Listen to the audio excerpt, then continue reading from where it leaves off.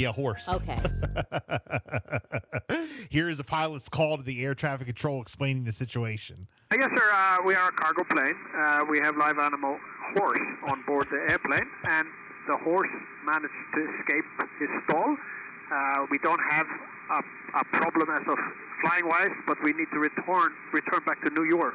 We cannot get the horse back secure. All right, here's my question. Here's my we question. cannot get the horse back secure. A plane, like they put horses on planes? I didn't know that. I didn't know that. I mean, I know they got to like transport them somehow, but I thought like on a plane like that, and how like tall? I guess it's a cargo plane. But how? That's a big ass cargo area. Oh, yeah, it is. You've ever seen the cargo area where they put the luggage and stuff? Yeah, it can fit a horse. It's big. Not that, and it can fit a horse. Big. But this is special. You know, they do the carriers with the dogs, and I mean, they transport A dog in a cage is different from a horse. Anything that you can imagine. Wow, They that's transport it. I didn't know they did horses. That's wild. 8:42, standing by, we have author Max Marshall. He's an investigative reporter. He's got a new book out. It's called Among the Bros, a fraternity crime story. Everybody likes crime stories, so we will talk with him coming right up. Power 1017, the hottest music studios. Sponsored by Odds and Ends Smoke Shop, carrying the all-American made Nug Smasher product line. A great way to make concentrates at home or professionally. Check out their daily deals in-store in Delmar or Seaford. Visit Odds and Ends online at oe420.com. Max Marshall. Hi, Max. Good morning. How are you guys? Good morning. It's Bill and Jessica, Power 1017. Thank you so much for calling in. We appreciate it. Of course, I'm excited to talk to you guys. Yeah, so I got your book right here. I'll be honest, I just got it yesterday, so I haven't read through the whole thing, but what a wild investigation you had. well, I mean, looking at, like what you did and what you found out, I mean, it's crazy. For people who don't know, as a kid, when you were in high school, you went on tour with a big rock band, the Steve Miller Band. Okay, you are a writer and journalist. You started investigating this like small-time Xanax trafficking ring. The whole thing resulted in the arrest of 9 college kids. Now, is that because of what you did, or is that just what happened and you were just kind of following the story? Can you kind of walk us through, what happened? Sure. So I was in college at the same time as all the guys in the story from 2012 to 2016, and I was in a fraternity. I saw so much Xanax as a party drug in fraternities, and the Xanax I was seeing, it wasn't coming from Pfizer, it wasn't coming from CVS, it was fake chalky pills that were showing up at guys' sort of dorm rooms in USPS boxes. Wow. So after college, I became an investigative journalist. I started wondering, okay, well, where are all these pills coming from? Because it, frankly, really kind of derailed some of my friends' lives. It's a very addictive drug, and, I also have friends who are dealing. But anyway, I found this drug ring at the College of Charleston. Like you said, 9 students, or it was half kids in fraternities, half kids who were just that age.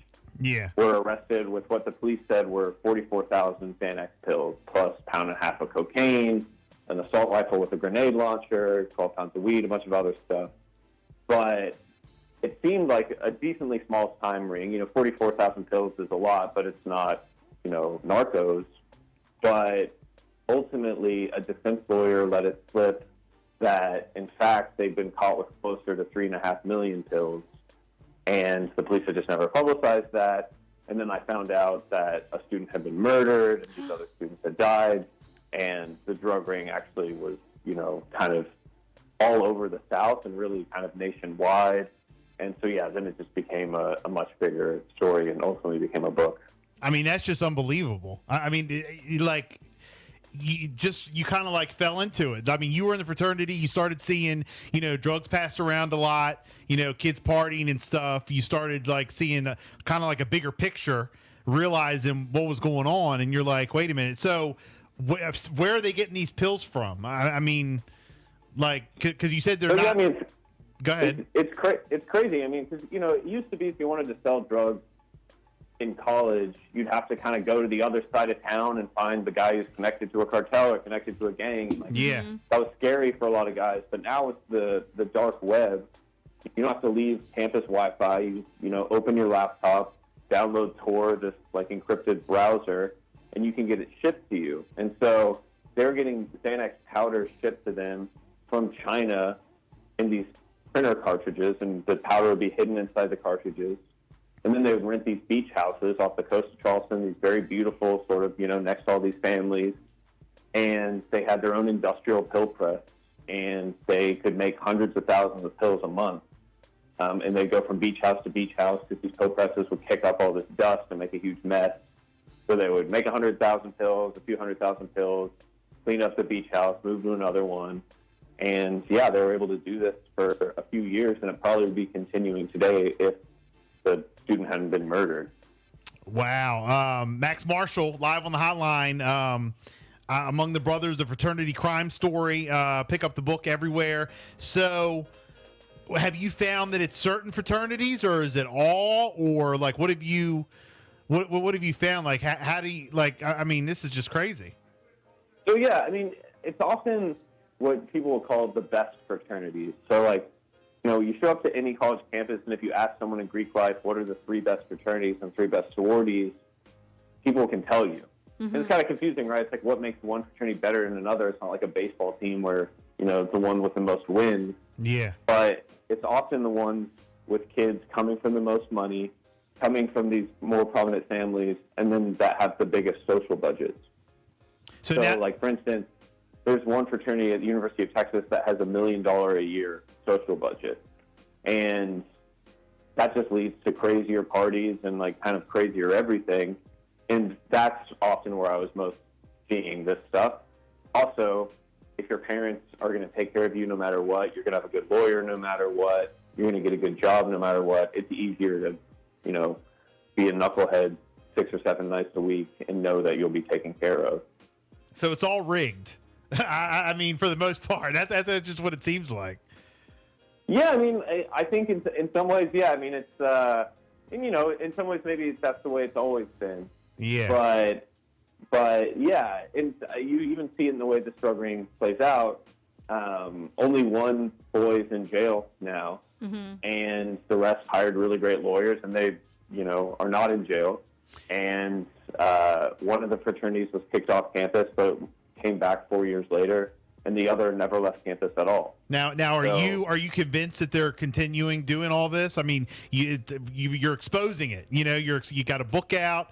You're exposing this, but you don't think anything's changed. You think it's just continues it's still going on? No, I don't really think anything's changed. And sources will tell me that it's definitely still going on. Wow. I think the scary thing now is fentanyl hit the scene sort of in 2018.